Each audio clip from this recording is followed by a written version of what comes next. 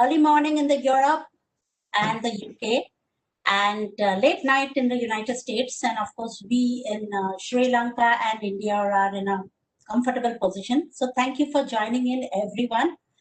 And today I have Lanka Pinkot, who is the Vice President Programs from Czech Republic, one of our anchor chapters, and Pierre, who is representing PMI South Africa, who is also one of our anchor chapters. So Lanka, if you could introduce yourself to our attendees, that would be great. Lanka, can you hear me? Hi everyone. I'm sorry, some issues with unmuting. Early morning here. I still didn't have my coffee. Welcome from Europe. My name is Lanka Pinkot. And we lost you, Lanka, for 1 second.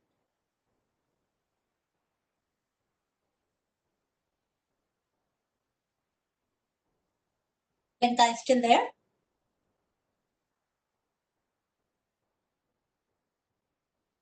Okay, is it me or we are not able to hear Lanka as such?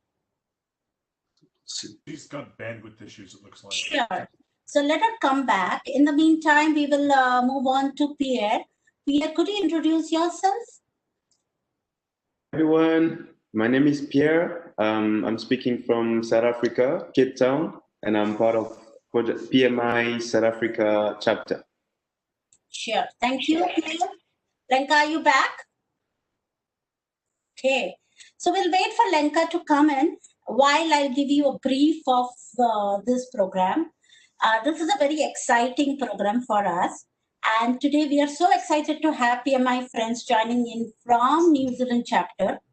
And we also have other chapters who are part of this program, but due to time differences, they may not be in as participants, but we have full support from everyone. For example, PMI Phoenix chapter, Czech Republic, South Africa, Netherlands, Sri Lanka is already there, South Florida, United Kingdom, and of course, Mumbai. I'm representing Mumbai, and I see a lot of friends from Mumbai also joining in. And I'm really excited to see people from Europe joining in at 6:30 a.m. plus from South Africa. I thought, Pierre, you told me it's around 7:38. Thank you, everyone, for joining in. And before we get started, we would like to know from where you have joined in. So if you could go to the Mentimeter, menti.com, and type in the code 265235 and 2, we would know that from where you have joined in. And that's a source of inspiration for us as well. Please say hello to each other and continue networking while we get started. How would you do that? Share your LinkedIn profile on the chat window so that you can network, connect with all other PMI friends from different chapters. And I'm really excited today to announce that we have around registrations from around 23 countries in spite of the different time zones. For some of us, it is already October 31st. Some are on October 30th, like the United States. Some of us are sipping our early morning coffee, as Lanka said, while others are in the New Zealand, probably being ready for dinner, right, Edward and Towson?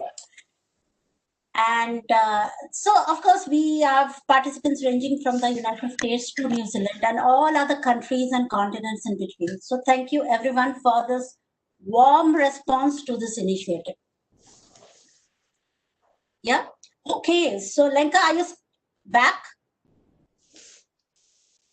Okay, Lanka probably is. Are you back, Lanka? Yes. Do you hear me now? Yes, we can hear you. Please introduce yourself. I'm sorry, I was disconnected. Hi, I'm Lanka Pinkot. I'm Vice President for Programs from PMI Czech Republic. And as Priya mentioned at the beginning, I'm one of the anchor chapters, so chapters who actually started this program. So welcome and hope you enjoy. Sure. And while you were offline, we went ahead with the second slide and we have asked everyone to kind of network and let us know from where they have joined in. If you could type in the Menti code on the chat window, that will help us to know, whether people are able to get Yeah, in. it's already there. It's already in the chat room. Sure. Thank you. So, yeah.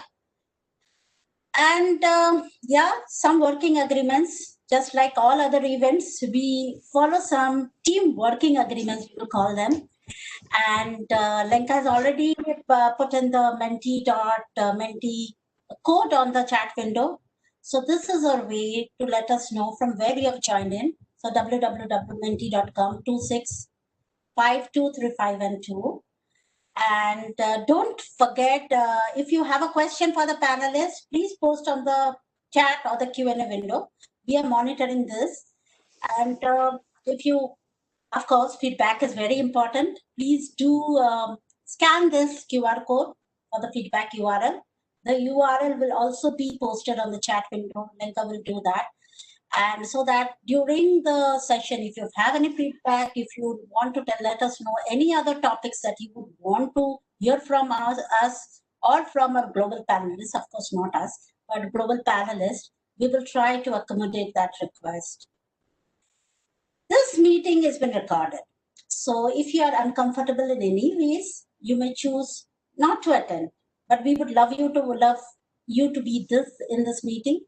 So you are welcome to continue if you are comfortable enough. Please keep all your noise-making devices on silent mode because we want to have full attention on this very, very important topic. Make work from home work for you, right? And everyone here in this meeting are speaking on their individual capacity, including myself, Lanka, Pierre, and all other panelists. Our views do not represent our organization views in any way. So with this, I will give you a small background about what PMI Chapter Exchange Initiative is all about. And as we said, it is all about collaboration. It is all about, it's a virtual collaboration platform where chapter leaders connect together, collaborate, and co-create. And this event is the result of this planning, connecting, and collaborating and co-creation. And we aligned with the PMI values. It is also about teamwork. And because without a team, we cannot do this, right? And I have been, working with PMI Global since 2015, and I'm amazed by the amount of passion this PMI leaders bring to the table. And I kind of thought, why not, kind of bring all this passion and all this energy together. And that's how this initiative began, along with the Lanka. So it was in April, I think March end, when we both got elected as vice presidents of our respective chapters. And one day, early morning on Saturday, myself and Lanka got on a call and we decided to start this program. So Lanka, you want to add something on this? Yeah, you're right, Priya. It was, I think, end of March. We were both on lockdowns, and that was exactly the idea, how we can connect, how we can actually turn this very unfortunate situation into opportunity and do something that makes sense for people around, I was to say around the world, as it turned out. So I'm so happy to see you here from all the countries. Yeah. And it is all about building on each other's strengths. If you look at this icon on top, Chapter Exchange icon has been designed by PMI South Africa chapter. And this time all the creatives have been designed by Damike from Sri Lanka. So that's how we built on each other's strengths and try to create something which is unique for our members.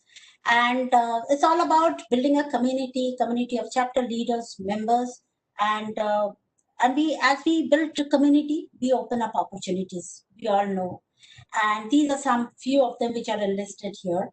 And it is about speaking opportunities. It's about having articles in our local publications, and of course networking. And last but not the least, it's all about the growth. Yes, we are growing. Change and transformation in these unfamiliar times do spur progress, and trust me, believe me, it does. And I have experienced this. And we are growing. Today we have 9 chapters on this event. Next month we are having Zimbabwe in November. And if you're a chapter leader and wish to be part of this program, you are welcome. Just send us a request on the PMI chapter collaboration platform, which was launched just in September. But we have been early adopters and have been using that for collaboration, I think since May. And do send us a request there. We will include you in our community. And with this, I will hand over the session to Kosam, the president of the PMI New Zealand chapter, our newest chapter in this program, for a foreword of this program and this event and his experience on this. So Kosam, if you're there, if you can say a few words. Thank you very much. And thank you for inviting us to this very good group with 8 chapters, and we are the 9th now. And New Zealand really appreciates being part of this community. So we are very fortunate that we are part of a huge global project management community. And it's ironic that it took COVID to get us to get together in this way. Prior to this, we used to fly all over the place, but now we can still easily talk to each other.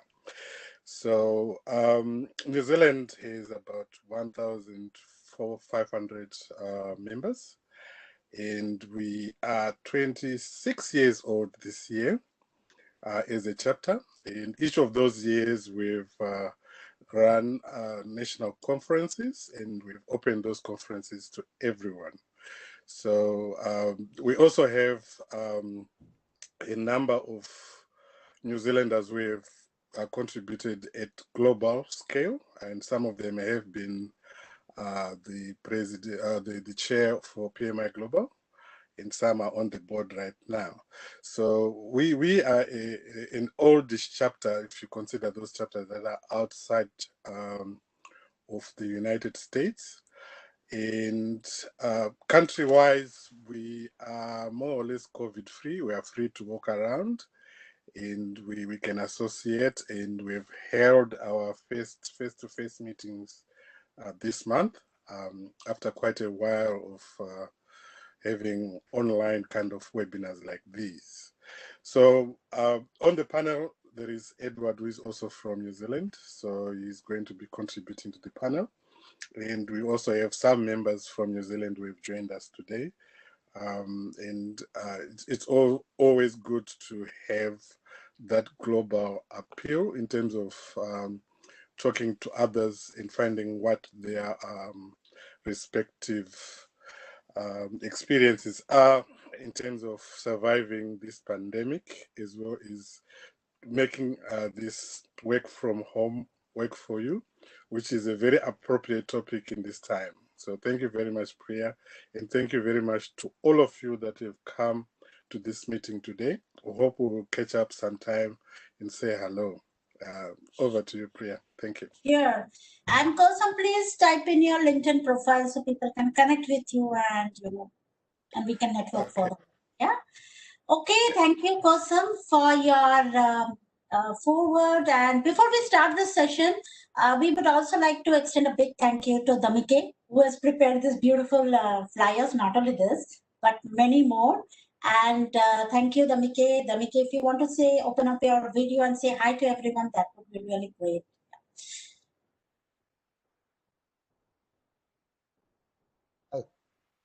Okay, Damike, is that all you have to say? Hi? Okay. All right, so we are more than half a year into the pandemic, and for me, it has been, as this flyer says, right? It has been work, eat, sleep, and repeat. 8 months. 8 months I have now stepped out of my house. Is this the same with you? I know Kosam said that, his country is COVID-free, but for us, we are still not there yet. And some countries in the Europe had opened up, and probably they are still going back again. Everything is happening all the time. There's a lot of stress and anxiety everywhere. But yet we have to keep our lights on for our customers, stakeholders, and keep our teams engaged, motivated, and inspired. So how do we do that? Let's hear from our global panelists how they are leading the way in this chaos. And with this, I will invite Viraj Mhatre. He's the Executive Vice President and Head of Delivery of Continental Europe and Financial Services. We asked Viraj his secret to manage teams who are working from home. And he said, reset, renew, and refresh. And this is really refreshing, Viraj. Thanks for letting out your secret. And Viraj has 3 decades of proven experience in management, IT services, business, with profit and loss responsibility. And the list goes on as a global delivery and sales lead, client relationships management, strategy formulation. And he is one of our best people managers that we have in our organization today. So thank you, Viraj, for joining us. Your resume is very, very impressive and is huge. If I cannot concise this in 5 minutes. So please type in your LinkedIn profile on the chat window so our attendees can connect with you and take this discussion forward. Viraj, you want to say hi? Open up your camera and say hi.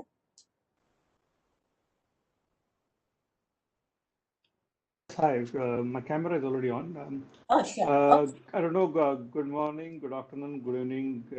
So given the global presence and fantastic event, thanks Priya for the introduction. Yeah, somewhat immodest to put all of these things up there, but since that was a template, I thought we will respond. I think this has been, I will keep it short, but this has been a very interesting change for all of us, an induced one, which nobody had much control over. Typically we say in management, control the controllables, and uncontrollables you can't do. But this was one such uncontrollable event happening globally. But I think we collectively, the professionals, mankind, generally responded well. Of course, there have been some sad outcomes also, but generally we have responded well. For me, it was simply about resetting what we were doing. As I said, we had to renew our priorities, operating models, and then just refresh.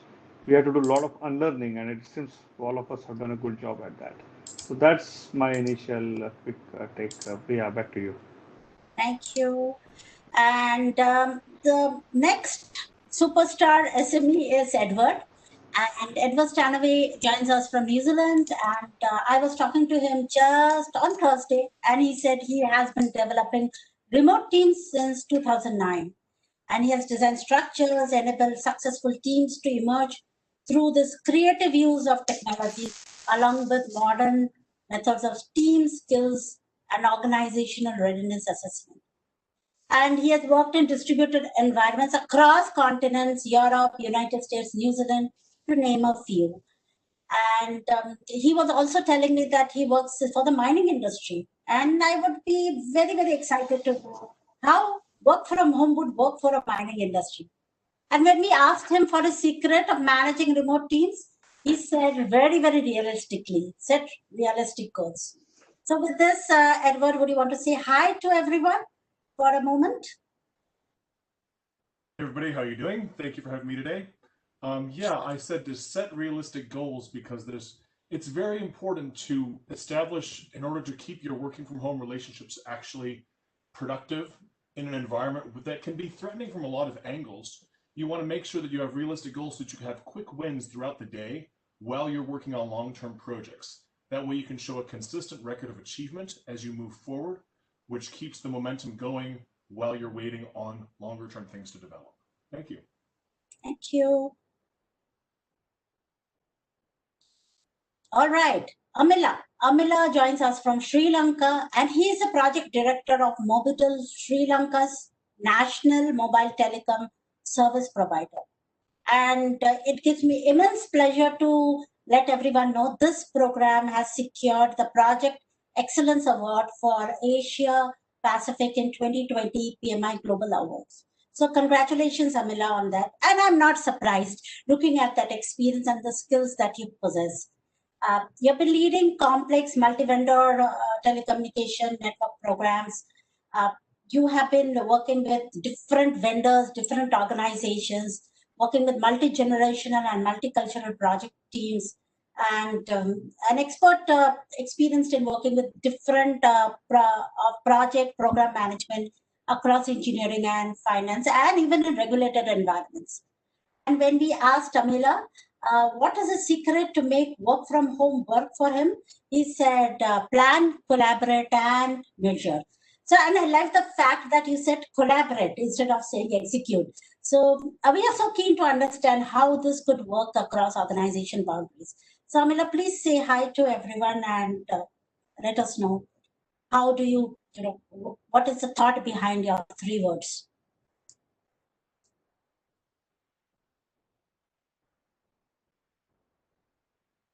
Amila, are you talking on mute? We are unable to hear you. Hi, can you hear me? Yes, we can hear you now. Hi everyone, welcome back. Welcome to the session. So it's very good that we can test our methods and way of working with the global audience like you. So let's share it when the session moves forward. Sure. Thanks, Amila, for that thought behind your plan, collaborate, and execute. And last but not the least, we have Yakik in. And Yakik, please excuse me if I'm not pronouncing your name right. And share vision and space, said Yakik, are leading teams who are working from home. And as you see, he's also a very illustrious profile that we have on the panel today.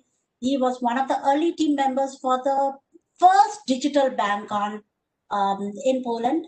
He has also worked across various disciplines like CRM, sales, marketing, BPM, to name a few, and has been instrumental in leading digital transformation and agile organization design. So, Yakik, please say hi to everyone. Hi, hello. Welcome to the session. I don't know. I think you didn't share my secret sauce to working from home as for everybody, but I will do it myself. So mine was share vision in space. It's first what came to my mind. So now we work at home, so we do not have these physical connections. But we have this spiritual connection. Yeah, we have share the same vision. What is our organization for? We understand our goals. So it's like actually sharing this physical space. Like nothing changed. Sure. So thanks, Yakik, for sharing this secret share vision and space. And I found it quite interesting about the vision as well as the space. And how do we share this in a remote environment? So we would love to hear more about it during our session. And with this, we will start our discussion for today.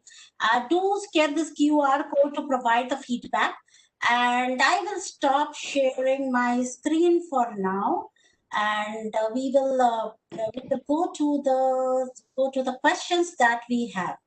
Okay, so we started a LinkedIn post asking questions for our panelists, and most of the questions were about how to make teams effective during COVID, right? And how do you ensure that we are productive enough? So now we will start with Viraj. How do we ensure that our teams are effective enough during this isolation, this remote work, right? And working from home, of course. Sure. So I think multiple aspects. One is first and foremost technology, because clearly the fact that we can't be in office, we can't be meeting in person, so ensuring that they have the right technology support in terms of the devices, connectivity, etc., becomes very important. And I think most organizations around the globe responded very smoothly and making it available just in case. We in fact had special delivery services of laptops for people who were in the faraway locations and couldn't even come to office to pick up as things progressed very rapidly, right, as the pandemic evolved. Secondly, having done that, clearly communication was a key. So there were a lot of communications of how do we deal with this. I'll come to the project methodology part later on, but the importance of addressing this sudden change was managed through a lot of communications, and I'm sure most organizations have done well from top, middle level, and inclusive participation communication certainly helped. And keeping clients informed and taking their support, because some of those who are working in the say IT services world, you have to worry about opening certain protocols in the networks, etc. So all of those communication helped. Third, from an execution point of view, I think it was important each team connects regularly. So what has as such been happening so thanks to the whole change of agile based project management or executions, the daily stand-up calls, and then leveraging the various tools, that collaboration tools that go with it, whether it's Microsoft Teams or Jira from a project dashboarding. I think all of that started becoming very important. And not but the least, I think we have to keep it light. And I'll give you two examples. For the global delivery leadership community, a virtual coffee session was introduced for every day.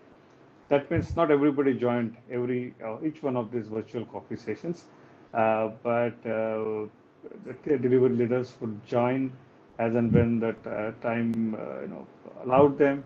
But there was a connect established, which otherwise the typical coffee conversations that could happen. And it was completely kept as of course, related to work, but also a little lighter. And not but the least, some of our teams were very creative in creating off-work kind of events from a distance, whether it could be some even sharing cooking recipes to painting sharings to I myself put out a post which was very unusual, talking about some culinary skills that I had developed during this period, because the human angle of the connect angle was very important. So I think that's I think is one way to probably most have responded in different degrees and varieties, but has been a good experiment for my organization. Almost I can't quote numbers, but almost everybody is working from home from top to bottom, and I think client being the most important component of our ecosystem, that was being stressed, and I think the teams have responded extremely well.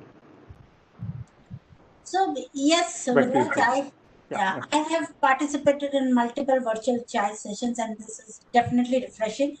And as we said, that everyone in my team is also remote working from home, and we did had some hiccups here and there.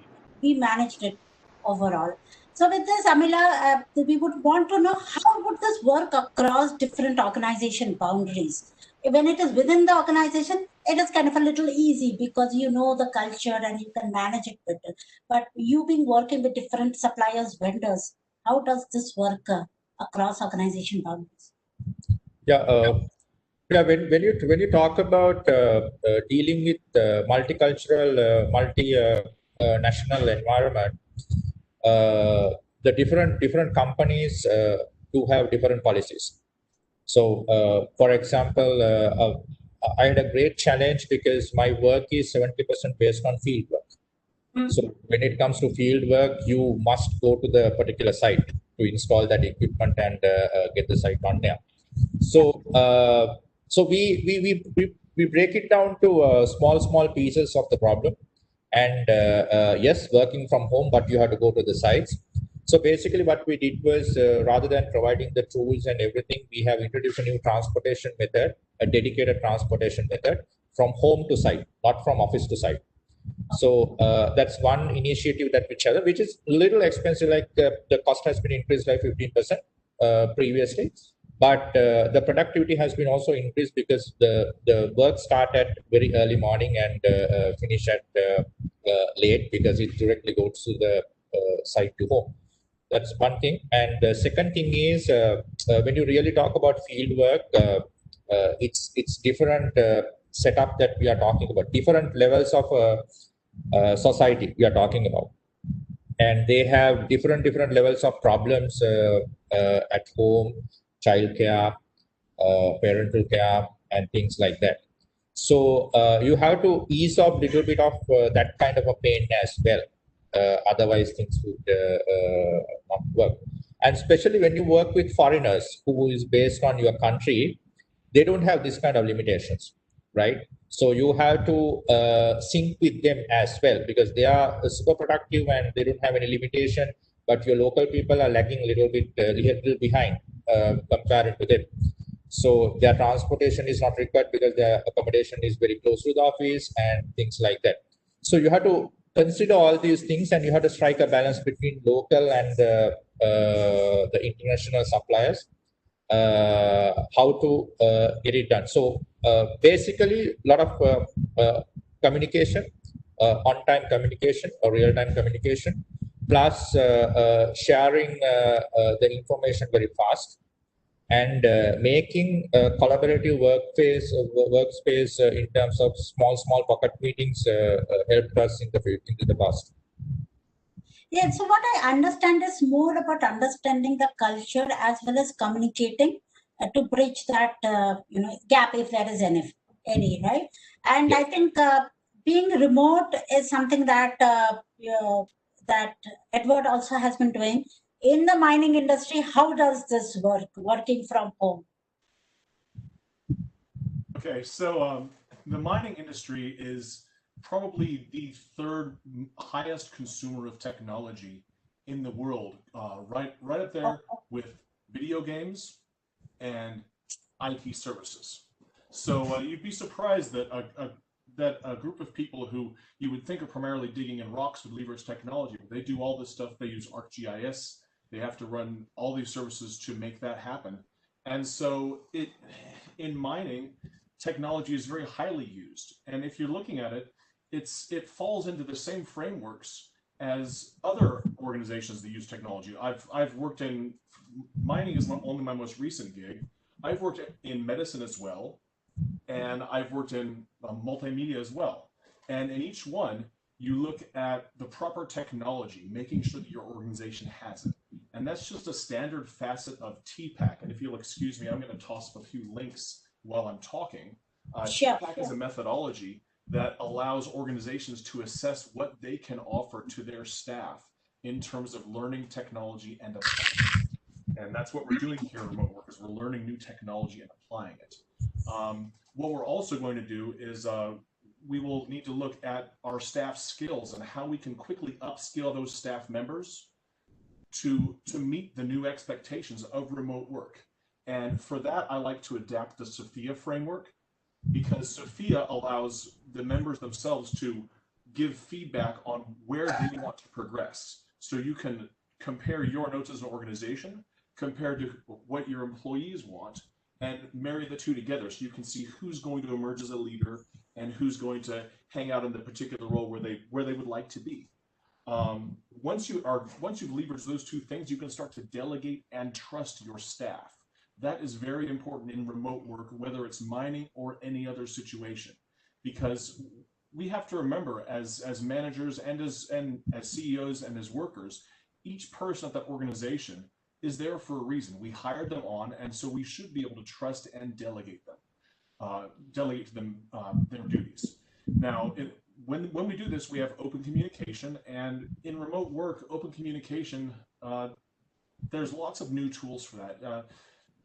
Back in the day, 15, 20 years ago, we were calling on satellite phones. We were doing daily check-ins. Now we can do an ongoing chat via Slack and have a morning stand-up meeting where the project is where the responsibility is delegated for the day.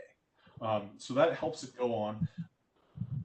Throughout all this, though, we need to make sure that we keep our human connection. And Amila touched on this very succinctly. Keeping that human connection is important in remote work, because the isolation of a remote worker is very real, and the less human contact you have at the office, the more you can be viewed as not an employee, but as a consultant, which has been the bane of remote work existence since I've been involved in it in 2009. Sure. Thank you, Edward, for those words of wisdom. Human connection definitely required for all industry, whether it is working from home, remote, or in office.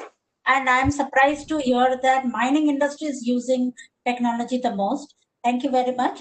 And Jakek, now off to you. You have been instrumental in setting up the first digital bank in Poland. And of course, you have multi experience across different domains. So how is it different in this industry across different domains? What have you noticed? Does this remote work differently, or is it all the same? Again, is this a question of human connection only? Well, for us and generally in banking, as far as I know, the transition to working from home was very easy. Oh. So all banks are packed now with technology, and it also refers to people in the headquarters, and they were equipped, and they all had episodes of working from home. It wasn't so massive, but it was like me myself, I was working from home and many other employees, so it was like changing the rule. Now it's not like you are allowed to work 3 or 4 days a month. Now we are all working from home. So this part was very easy. The most difficult part for us in banking, especially in Poland, is transition to cloud services, and many collaboration video technology relies on cloud services. And for many reasons, especially in Poland, this is a sensitive topic because how our financial regulator approach this idea of processing any kind of customer data, any kinds of mentioning customer data in the cloud. So this was a difficult part. For banking, I think it also helped to break some walls, security, let's say, statements that were never challenged so far, like, let's say, moving our contact center to work from home. For us, it was not possible for 20 years, and the decision was made that we can move our contact center employees to home was made like in 24 hours. With a big scale action of buying any laptop we could buy at the time and using a network of taxi cabs to deliver these laptops to people in the contact center. So I think it was very, very easy. Also, we were managing the branch networks through video conferences since 2000 even, so it was very, very easy. So I would think that was very simple. I think from that, maybe one more detail from technical part, we allowed our employees to take the equipment from the office to their home. So it was very useful. And as a general remark, why this transition was very easy, that, for instance, in my area, there is over, I think, 3,500 people. And it never occurred to me to wonder whether they are actually working at home. It's out of my mind. They are motivated.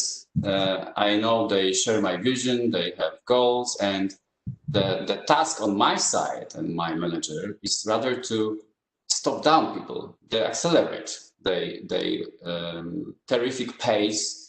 And let's say long hours. Yeah. So this is, I am now on the other side, do not work so much. I think it's much better position than just to be, let's say, on the side that I have to monitor everybody and ask them to do specific tasks. Also, our agile framework and all these events, agile events, help, let's say, to work in the same pace across all organizations. Yeah, so I understand that probably you have shared your vision so well with your team members that they are so connected and engaged. But was it like this always? Definitely not, right? You must have done something different that engaged your team so much that they are accelerating. You have to tell them to stop working, right? So can you share some tips on that? How did you share that vision and the space so that they are so engaged? Well, so we transformed into agile organization with, agile means everybody for anybody, I would say, but this is kind of agile setup.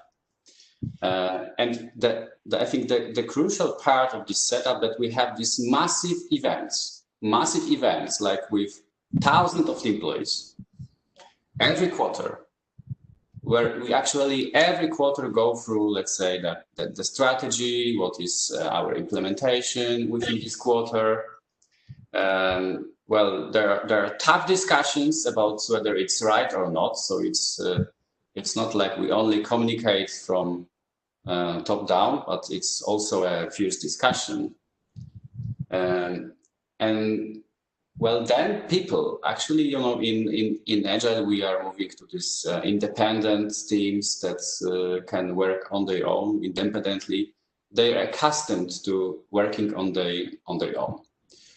So it also means that we do not have so much activities, hard work, connecting with, let's say, monitoring whether everything is going okay, accepting, being consulted.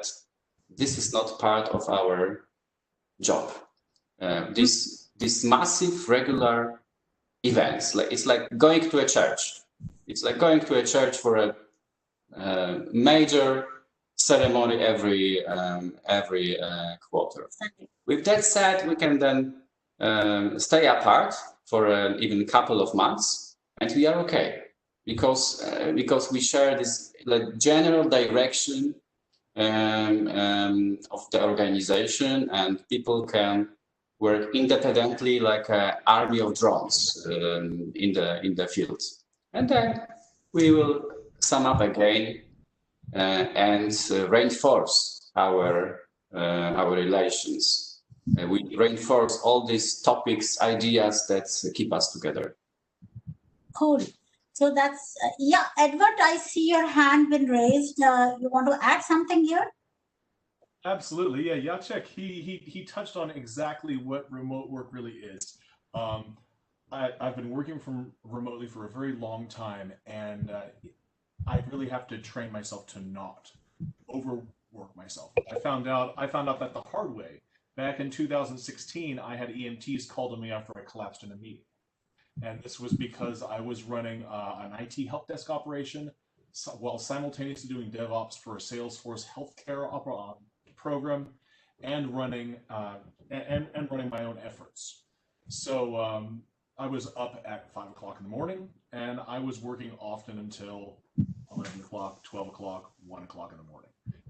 So the need to monitor ourselves and our workers when we're working remotely needs to be placed very high in importance. It's higher in importance than trusting them to work hard. It's higher than importance than making sure that they're getting it's up at the top, because workers need to be given the space to turn off so that they can maintain a high level of productivity when they're on. Okay, so Lanka, I think there is a question from the audience. You want to take it up now? Thank you for posting questions in the chat. I would like to encourage everyone, if you have questions to our panelists, please go ahead. And I will pick up one question from chat that actually follow up on what was just said. So we heard from Jacek that the Agile framework definitely helped to keep up with the productivity. We heard experience from Edward. However, apparently it is still happening that there is a drop in productivity, maybe in some industries. The question from audience is, the drop in productivity is more in the last 2 to 3 months. So how can we tackle such a drop? If that happens, what you can do? So perhaps we ask Viraj to comment on this one. Yeah, Viraj. Sure. So I think you can look at it in two ways. One is, fortunately, I'm in an industry, IT services, consulting, which is through technology, we can do all tasks, right? Because there is no requirement of being in a location or a site compared to what Edward cited earlier. So I think there is an aspect of fatigue, right? Working from home, following the same routine, etc. And I think sometimes that is likely to creep in, and that although we did not see as much drop, but there was an element of fatigue that was noticed. And secondly, I think the discussions that technology promotes or allows does have some limitations as against, I think the passion sometimes cannot be represented or communicated through video calls or audio calls and shared dashboards, right? So these two elements did have, but I think it's not major for us. I see actually going up. I think it's about adjusting to the new lifestyle where suddenly, and in a country like India, for example, I had a 3-hour commute, not each way, both ways, every day. Now, these 3 hours suddenly being available and then pacing my work through these 3 hours actually increased the productivity to a certain extent. One area where productivity could also drop when you have to have people working collectively together, and because of this change in lifestyle, sometimes that the continuous time frame that people can be working together sometimes can get impacted, and that might have some. But those who are, for example, in my role, I can easily work through literally 12 to 14 hours of the day at my pace, other than other meetings, right? So the fatigue and lack of the kind of passion that can be brought in did show some impact, but actually people picked it up with the right direction, while aligning to this additional time and comfort available of working from home. It took some rearrangement of priorities, and I think I'm seeing a reverse trend of it actually improving after some little drop at some point in time in past 2-3 months. Yeah. So yeah, the commute time is definitely a big winner for us as well, because even I used to spend around 2 hours. Now I can just jump from one meeting and go for dinner and come back and take another meeting. So that's the positive thing of work from home. And I've been able to, do all these webinars and all because I'm at home. Otherwise, we would never have this chance to connect with such a global audience. Yes. Lanka, do you have any other question, or we will pass on these questions to the other panelist, maybe to Amila, as to do you see a loss of productivity here from working from home? Most of the things are positive and we see increase in productivity.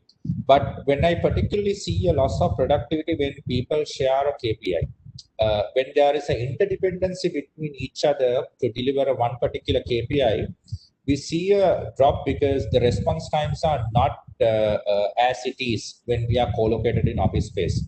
So that's one thing we did. So we saw, and WhatsApp actually we use WhatsApp very hard in this manner. And when I say measure, we include how fast you respond to a WhatsApp message as well. Because when we see one particular person is not reading a directed message to a 1 hour to 2 hours, then we see a problem. So we have talked to them one-on-one, and things were improving. So that's one area that I see some drop, where people has to share KPI and have interdependencies between each other. Okay, and have you devised a way to ensure that this problem with interdependency goes away and people are able to come up to their productivity level as expected? Well, it's very hard. I mean, when you're co-located in a space, you just go to the person and remind, okay, I need this file, and can you send it to me? So when you are not seeing each other and distance and a call away, and you first drop a message and wait, and then you have to call, and if they don't pick up and return the call, then it's very hard to get into the same level as office call-up in this case. But things are getting improved because we are continuously reminding and training people how to respond and how to what are the methods that you can get it done. Don't rely on an email and just send the email and wait. Talk to them, message them, and escalate fast and things like that. But it's not up to the real or the normal level. Yeah, of course, we are learning, and of course, it will improve over time, definitely. So one idea that came to my mind when I heard about this, what you said right now, Amila, is what we implemented, an open calendar initiative. Okay, so you can, everyone in this project has a calendar open. So you know exactly what time this person is free, pick up the call, connect with him or her and get those inputs, do some brainstorming, solve problems or something like that. Yeah. So this is something that we have leveraged, of course, not across organization boundaries. Things become a little different. But with an open calendar initiative, we saw that people were coming a little closer to each other, that communication gap was decreasing. Yes, Edward, have you faced this problem as well, the dip in productivity?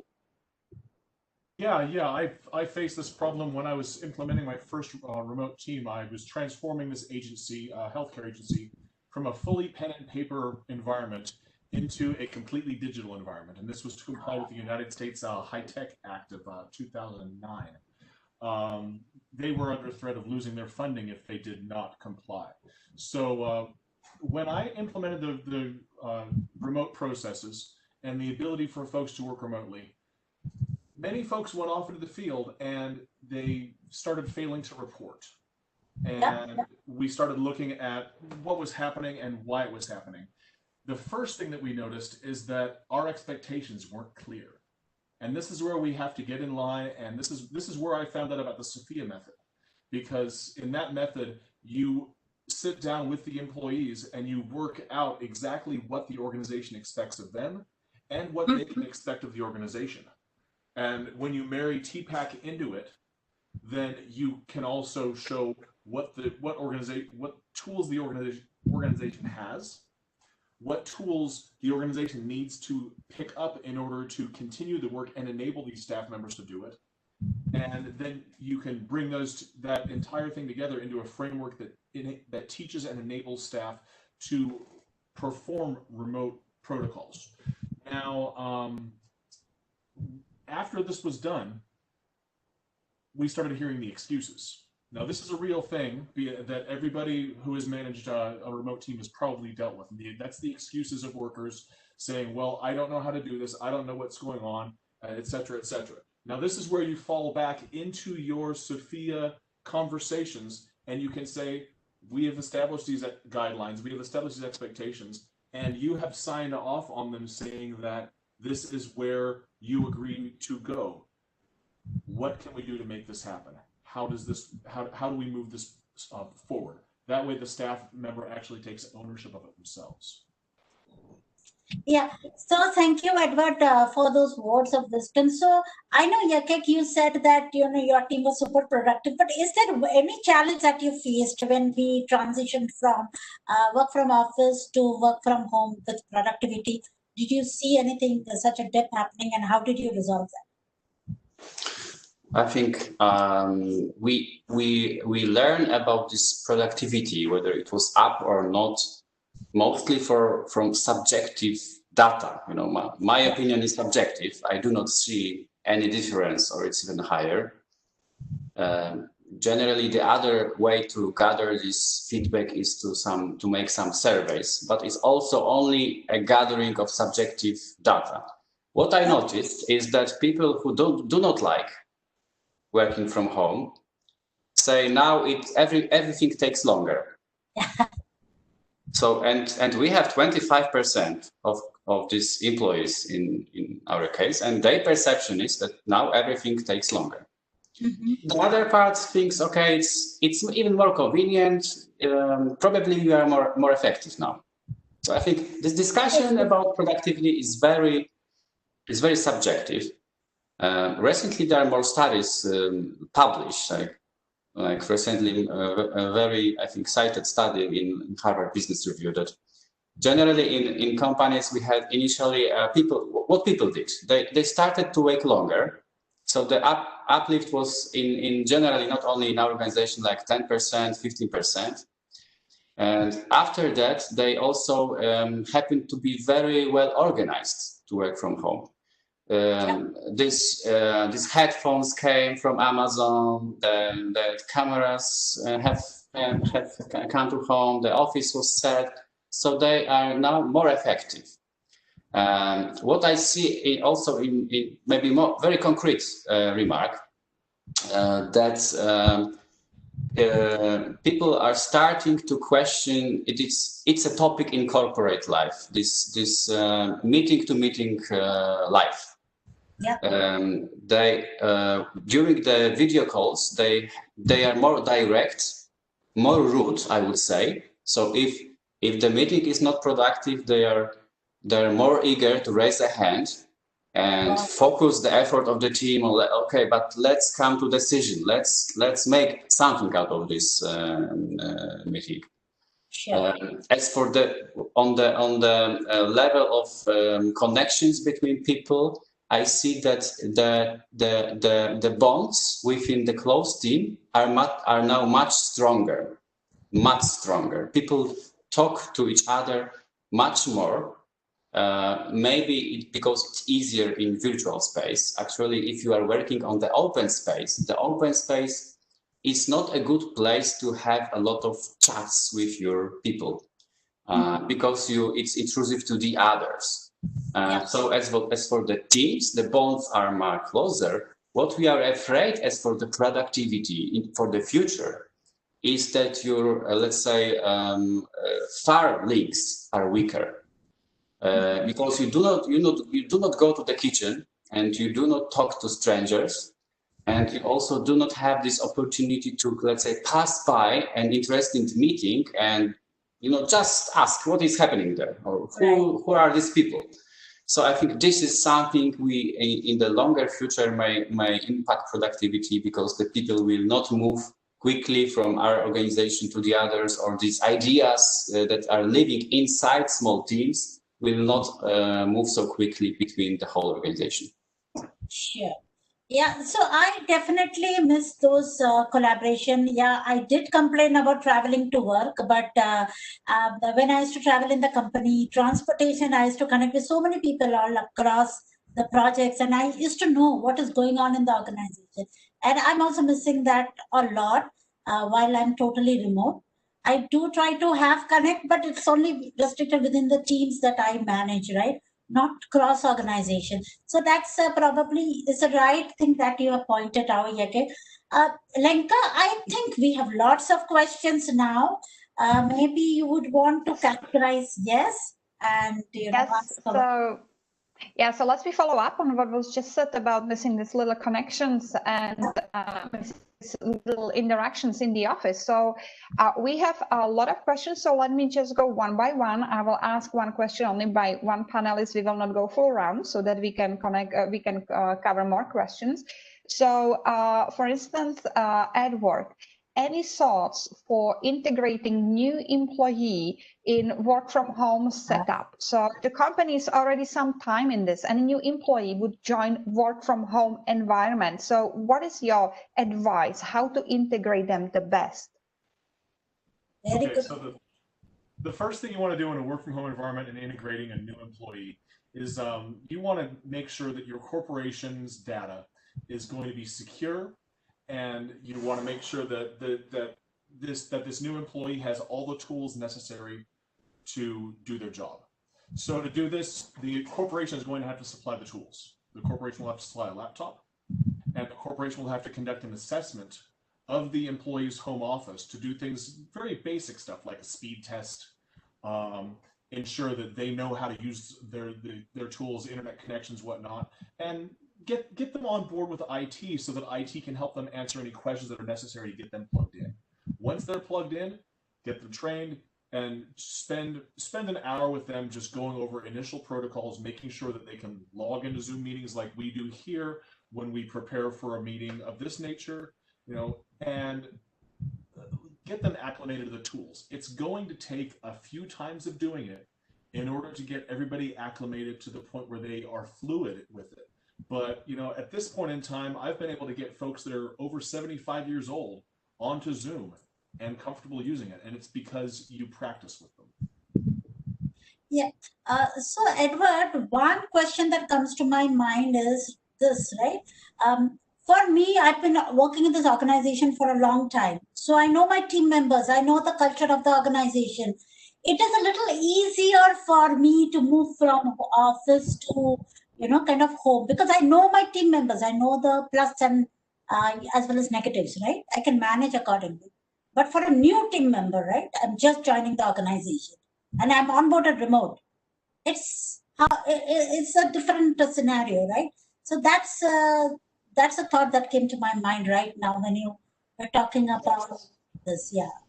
Yes, it is a very different scenario. And because you're lacking that initial office interaction that gets everybody getting to know each other, it's going to feel like a foreign environment. And the only way to do that is to open up the doors for communication in all ways possible. The first thing to do, daily stand-ups, where you are introducing each other and you are talking about each other's lives.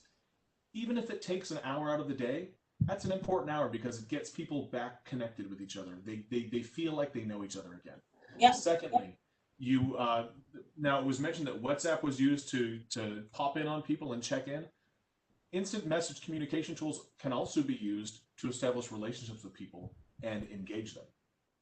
And one of the things that I noticed people doing back when I was working for a mental health firm in 2012 was that I noticed that people who were feeling socially isolated, a mode of therapy was to engage them in massively multiplayer online games where they learned how to talk to people again.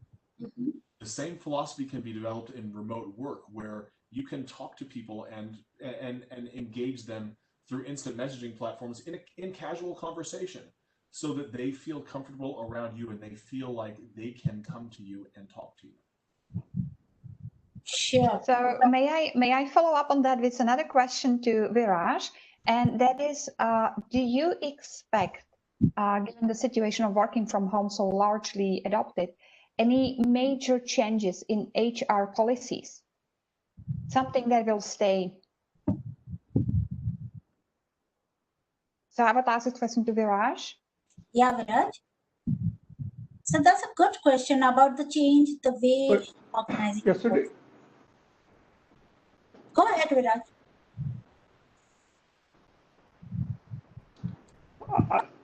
Yes, so I think there are some quick steps, easy wins most organizations have taken, allowing flexi timings where the work allows to be measured by an outcome versus actual time present.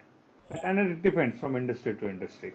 So fortunately, industries where work can be, like I said, measured in terms of an outcome, some kind of flexi hours policies have already been provided. So that's one. Secondly, I think the KPIs, and I think Yasik earlier said, or some, the KPI will evolve differently, because what will happen is, even if, and we all hope, we absolutely all hope that the pandemic goes away sooner than later. Even if that goes away, this would have left an indelible mark on the way we have operated so far. There are avenues now for higher productivity. There are avenues now for better collaboration. There are now avenues for showing a different kind of a cost leadership. If you don't need to spend, on the campuses and many things that we had to otherwise. So if this is going to remain permanent and has to work, I think each of these roles will evolve into how much is more work from home and how much is more direct interaction.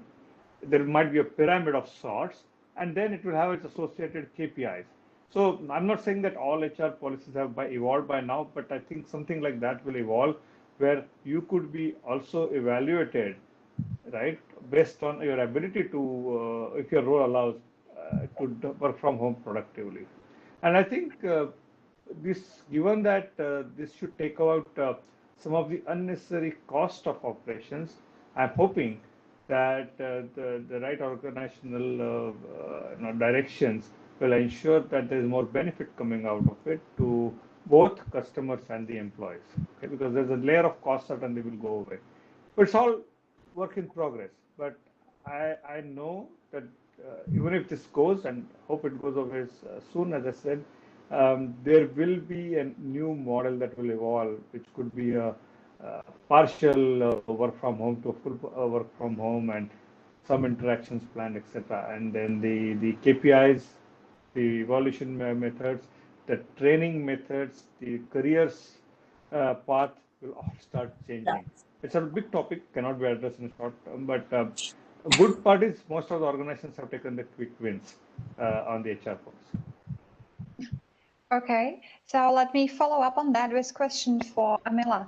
So there are a lot of questions on the chat and on Q&A that are reflecting to the fact. Also, Viraj, as you mentioned, that we will work in some hybrid models, some people working online, some people working physically remotely. So question for Amila, how do we support this cross-company coordination, or how can we tackle this fact that some employees are physically in the field, some employees are working from home? How to help with this coordination in such hybrid models? Yeah, like one thing I just wanted to highlight is now actually we have an opportunity here. If we go back to the previous working model, I consider it as a crime. So we have to leverage on certain productivity improved avenues, and we have to improve on some of the drawbacks that we are considering now. So one way of doing that is embrace with a lot of technologies, a lot of communication technologies and collaboration tools. And we have to provide a lot of training for all the people to embrace with the changes and know what to do. For example, I personally know when people are very relaxed at home and not dressed properly for an office environment, you don't feel that you are working. And I always say my team, okay, in the morning you dress like when you are coming to the office and sit on a particular place, a dedicated place to start working. It doesn't matter whether you are in work or a coffee shop or a vacation or anywhere. So you have to go into that mindset. So those kind of training has to be given to the employees to see the change, do the change, the mindset change that, okay, I'm working. And the next thing is you need to provide some extensive support for some other social links. So for example, in Sri Lanka, there is no proper childcare facility where the school ends at 2 o'clock.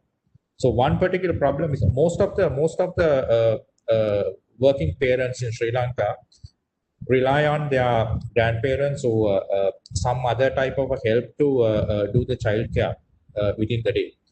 So as a norm, when the parents are at home, that childcare supports go out because they think, okay, parents are at home and there is no need for a childcare support. So those kind of things also need to improve. In Sri Lanka, there are very few companies provide childcare support for companies, very few. So going forward to operate in a hybrid model, people should be educated. That mindset has to be changed. And there are some external facilities need to be embraced into the HR policies, as well as some companies need to provide certain other facilities. So as Edward said, laptop is a must. And internet connection is a must, and either you have to support with the cost reimbursement or the internet connection, or you have to provide an internet connection, and certain other types of schooling system. If as a public policy it can change, then it will help. So it's a completely ecosystem change. But again, I would say if you go back to the old way of working after this opportunity, it would be a crime. So we have to make sure that a hybrid model is working properly. Okay, thank you so much for that.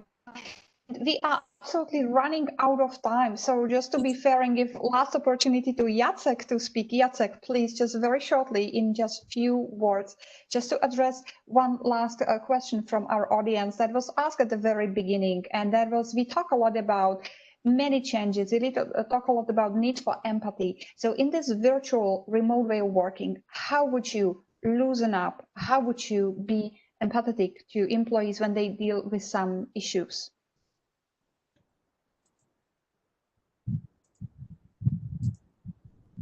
Jacek, are you still there with us? I'm muted. Now you can hear me. So just very shortly, please, because we are running out of time. But how would you do that? You have to understand that these times are different. That everybody is adjusting and learning how to cope with that. And I think you have to increase your tolerance margin, like 3 times, 4 times, just to understand. It's not a time to, let's say, be judgmental. Everybody is learning, so I think this is something you have to have in mind. Okay, thank you so much for that short answer. So Priya, handing over to you, and let's get ready for the wrap up. Yes. So Pierre, if you can wrap this entire session up for us. Are you there? Can you hear us? Yes, I'm here. Sure. Okay, so I'm just going to do a quick wrap up. I hope you guys have been able to take some good notes with our enlightening speakers. So one of the key findings that I've been able to note from Viraj Mhatre first, his secret recipe was reset, renew, and refresh. And what he emphasized on was that we need to make sure technology is working properly. We need to communicate with our teams, and we need to be creative in ways we collaborate, such as virtual coffee sessions. Edward Stanaway, secret recipe was set realistic goals. And what he said was we need to maintain human connections. We need to have clear expectations, to communicate clear expectations to our team members, make good use of technology. We also need to upskill our staff members, and he's using a framework which is called Sophia. And we also need to delegate and trust our staff using platforms like Slack. When it comes to Amila, his secret recipe is plan, collaborate, and measure. And he spoke about having new ways of transportation methods, because obviously he's working on site. So they developed new ways of transportation methods. He also said it is important to set a good balance between working with local and foreigner suppliers, and important to track WhatsApp responsiveness of the team members. And to finish with Jacek, his secret recipe is share, vision, and space. And what he said is we need to ensure our cloud services are safe. It's also important to share the vision very well with your team so that they can stay motivated. And in their company, they developed it's an agile organization. And what they did there is quarterly massive events with teams so that they can discuss together how to approach their KPIs. So that was for my wrap up. We want to thank the panelists. I think Priya wants to share what I'm thanking the panelists. Yeah, so that I will share later. We don't have time now. You can move on to the next part. Yeah. All right. So we are really pleased to welcome PMI Zimbabwe within our PMI Chapter Exchange program. As you guys can see, our next event is scheduled for the 27th of November. And it is important that you guys give us some feedbacks. I think Priya maybe can share the link for feedbacks, because it is actually, so you can actually scan this QR code. And when you do that, you will see that you guys can give us suggestions for topics. And what we do is, based on the topics that you guys give us, then we can create the next topic for the next event. So thank you everyone for joining. Thank you, Swati, for being such an excellent WebEx admin. And thank you all, guys. I hope you guys have been able to learn a lot from this session. Yeah. Swati, if you want to say hi to everyone, we will wait for 1 minute for that. And everyone, we have shared the feedback link on the chat window. Please take the feedback. Yeah, Swati?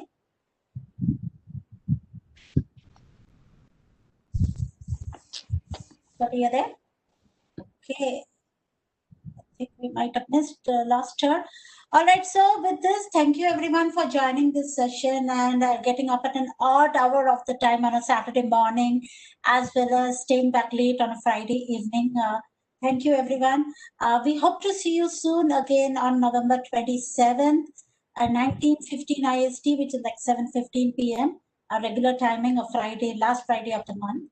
And we'll come back with the topic based on whatever feedback you've given us. So please do take the feedback, because that is our way of knowing whether we are moving in the right direction or not. So with this, thank you and see you again next month. Swati, are you there? If you're there, we can just say hi and we can end this discussion. Yeah. Hello, everyone. I'm Swati from Mumbai chapter. Yeah, thank you, Swati, for your time and helping us with this event. And all panelists, thank you from our side. And thanks to all attendees who have joined this session and made this such an interactive one. Sorry, we could not take all the questions, but we will take this discussion forward on LinkedIn. Please do connect with our panelists and we can take forward this discussion from there. It's a huge topic. It cannot be concise and completed in 1 hour, I understand. So thank you, everyone. Thank you, Lanka, Pierre, and Damike, and all panelists and speakers, Swati, and attendees for joining this session. Yes, the PDU code will be shared to everyone via email. So don't worry about the PDU code at all. Thank you. Bye. Thank you. Have a good weekend, everybody. You too. Bye. Yeah, panelists, please.